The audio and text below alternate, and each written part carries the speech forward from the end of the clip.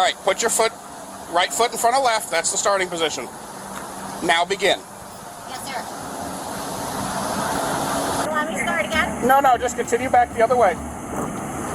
The report that reached the Charlotte County Sheriff's Office that February night was the kind that makes a dispatcher sit up. A woman at a local pub had been drinking, and now she was heading for her car to drive away. That alone would justify a response. But there was a detail that turned urgency into something sharper.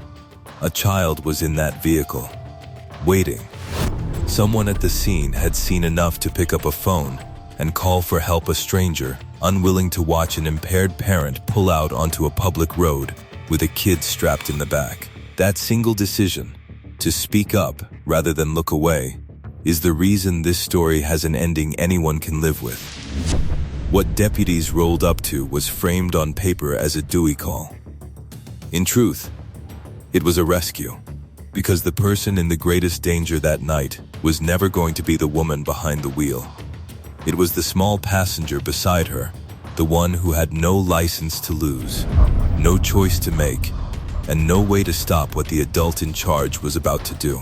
Piece together the timeline the call suggested, and it grows more troubling. The accounts point to a night that began with the mother inside the bar, drinking while her child remained out in the vehicle. Confirm that sequence against the footage before you state it, but if it holds, it reframes the whole evening. This was not one bad snap decision at closing time. It was hours of a child left to wait while the person responsible for them drank themselves past the point of safely driving anywhere. By the time deputies were en route, the situation had a clock on it. An impaired driver about to leave a parking lot is a matter of minutes. Every second the response takes is a second closer to that car merging into traffic. The witness who called had, in effect, started that clock in the child's favor. When the deputies arrived and made contact, the first job was simple to name and hard to do gently. Figure out how impaired she was and get that child to safety in that order. And fast. The markers of intoxication tend to announce themselves quickly, and the deputies clocked them in short order. The smell, the slowed speech, the unsteadiness, the answers that arrive a half beat late, standing beside all of it, quietly, was the reason none of this could be handled as a routine warning. 3:30 and not you. Hope I go with the Sheriff's Office Traffic Safety Team. Reason I'm stopped at the Infinity is we had a call about your vehicle. They were concerned about your ability to operate a vehicle. Is everything okay? Have you had anything, alcohol or anything to drink today? Are you on any medications prescribed by a doctor? Well, anxiety. Okay. What? Yeah. How much have you had today? My anxiety meds? We're right in the middle of the pharmacy. It's fine. Yes. To be made by pharmacy. It's fine. Last night. Okay. All right. What were you doing up at Charlie's Pub? I stopped because I had to use the restroom. Okay. Okay. Well, they're the ones that called. They were concerned about you being able to drive safely. Okay. Sorry. All right. Well, like I said, right now I'm just waiting. How old is the little baby? She's 2 and he's 7. Oh, okay. I took her. Took her in the pub? Yeah, I just had shoes. You didn't take him? No. You left him in the car? I left the vehicle running. I just had to pee. Okay. I'm going to get my form. Can you get her out real quick? Tab 313's out with me. I'm going to do field sobriety, but she's got 2 babies in the car too, so I'm about to wait for a third to get here to watch them while I do her. At this time, ma'am, I am concerned about your ability to operate a vehicle safely. I'm seeing a couple of clues and indicators that believe me to be that you may not be able to operate it safely. That I'm going to ask you to submit to field sobriety to make sure you're able to operate your Infinity safely today, okay? Will you do the exercises I'm going to ask of you? I will. All right. A child, present for a scene no child should witness, tied to an adult whose judgment had already failed the most basic test of the evening. We are deliberately keeping that child out of frame and unnamed, and any responsible telling of this should do the same. Kids caught in their parents' worst moments are not content. They are victims. and they carry these nights forward whether or not a camera lingers. The dignity we can still offer is to leave them out of the spectacle. For the deputies, the presence of a minor didn't just add a charge to the eventual paperwork. It changed the temperature of the entire stop. There is a particular focus that settles over officers when a child is in the mix, a shift from managing a driver to protecting a bystander who can't protect themselves. Step back from this specific parking lot for a moment and consider what makes a drunk driver with a child uniquely indefensible.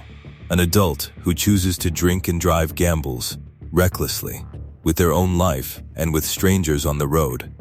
Awful, but at least the gambler placed their own bet. A child in that back seat placed no bet at all. They were simply loaded into a vehicle by the one person they trust most, and driven into a risk they could neither understand nor refuse. That helplessness is the whole moral weight of these cases. A 6-year-old cannot smell the alcohol and demand to get out. A toddler cannot call a cab. They depend completely on the adult's judgment, and when that judgment is dissolved in a bottle, the child has no fallback. The seatbelt that's supposed to keep them safe instead straps them into the danger. This is why the law, and most people's basic instinct, treats an impaired parent behind the wheel not as a lesser version of ordinary drunk driving, but as something worse. It's not what's on it that could cause you to trip. No, sir. No, sir. No, I asked, is it free of any debris? Oh, yes, sir. Okay. I see that you're wearing sandals. Sir. Would you like to take those off and do it barefoot, or are you comfortable with your sandals? I'm comfortable with my right. sandals, sir. All right, what I'm going to do, ma'am, is this time I want you to put your left foot directly on the line. It isn't only reckless. It's a betrayal of the one job that should have been beyond compromise. From here, the investigation followed the standard road. Deputies would have moved through the roadside exercises built to measure impairment, the eye test that catches involuntary jerking, the walk and turn that splits attention between balance and instruction. Operate your Infinity safely today, okay? Will you do the exercises I'm going to ask of you? I will. All right. All right, the first thing I'm going to do, Miss Patton, is I'm going to check your eyes. All right? So what I want you to do is stand with your feet together, arms at your side. You see that pen? I need you to focus on that pen. When I move it, I'm going to move it in a left to right fashion. You're going to follow with your eyes and your eyes only, keeping your head completely straight. Do you understand? Yes, I understand. Do you have any questions? No, I do not. All right.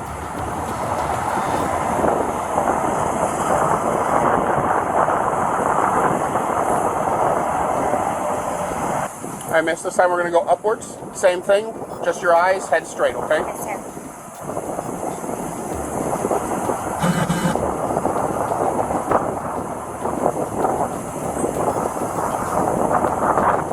Relax for a moment. All right, this time what I'm going to do is I'm going to go around your face in a circle twice. You're going to follow with your eyes only. After I make that second turn, I'm going to bring it in close to your nose. I'm not going to touch your nose, it'll be very close. Yes, sir. As mine, what I'm trying to do is get your eyes to cross. Yes, sir. Okay? Yes, sir.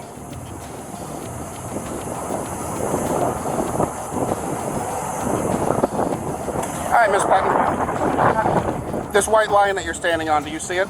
Yes, sir. Do you consider it a fairly straight line? I do, sir. Is it free of any debris that could cause you to trip? No, sir. Take your right foot, place it directly in front of left like mine, arms at your side. Stay in that position. Do not start until I tell you to begin. Sir. When I tell you to begin, though, Miss Patton, you're going to take a series of steps, counting your steps out loud like such. There is 1, 2, 3. You're going to go all the way to 9. Upon reaching 9, you're going to leave that lead foot in place. You're going to take that back foot. You'll step out, make a series of steps, turning all the way around. You're then going to return back down the line another 9 steps like such. 1, 2, 3. Go ahead and assume the position. Right foot in front of left. All right, nope, don't start yet. Wait till I tell you to start. So left foot on the line, right foot in front of left, touching heel to toe. Right foot in front of left. Are you ready? Yes, sir, I am ready. I'm sorry. Yes, sir, I am ready. All right, put your right foot in front of left. That's the starting position. Now begin. Yes, sir.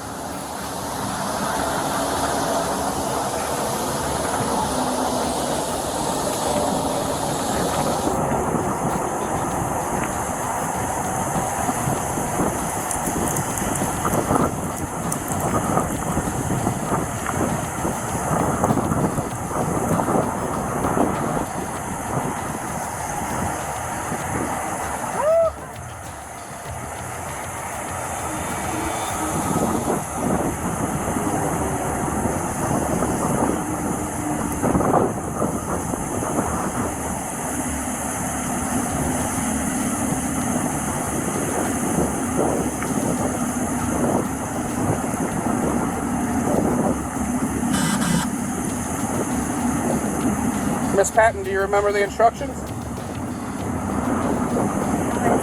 One in front of the other for nine Yep. steps? And then turn and go back 9, right? Okay. How many steps did you take? I didn't count. I'm Okay. sorry. Do you want me to start again? No, just continue back the other way.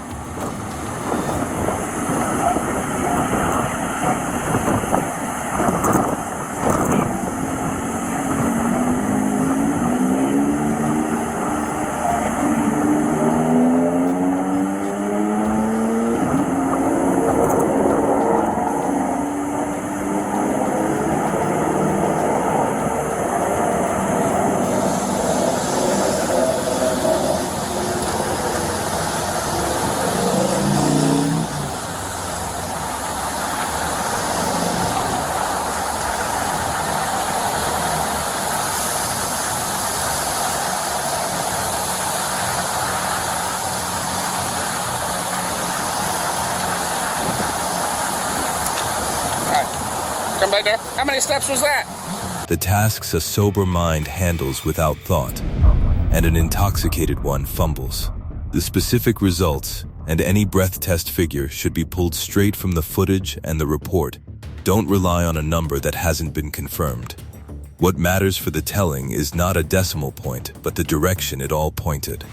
Between the witness account, the observations at contact, and whatever the exercises showed, the deputies reached the threshold the law requires, enough to conclude that this driver was in no state to be operating a vehicle, least of all with a child aboard. Verify the exact charges before you record them, but a case built on these facts typically resolves into 2 threads: the driving under the influence count itself, and a separate count for endangering the child. And until any of it is proven in court, she is entitled to the presumption of innocence, however difficult the footage makes that to hold on to. The stop ended the only way it responsibly could. The mother was placed under arrest, and the moment that actually mattered most, the one worth pausing on, was quieter than any handcuff. The child was removed from that car and handed into safe, sober hands. That handoff is the true resolution of the night.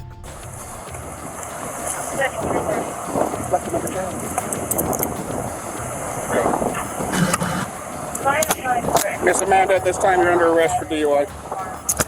Do you have somebody that can come get the children? Who can come get the children? All right, we need to call him. I don't want to have DCF have to come out here for him. What's your husband's phone number? Can you tell me why I'm being cuffed? You're being arrested for DUI. Driving under the influence.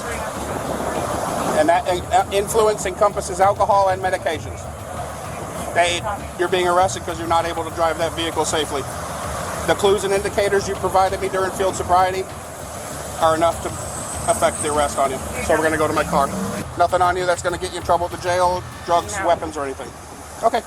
Every Dewey stop prevents a possible tragedy on the road.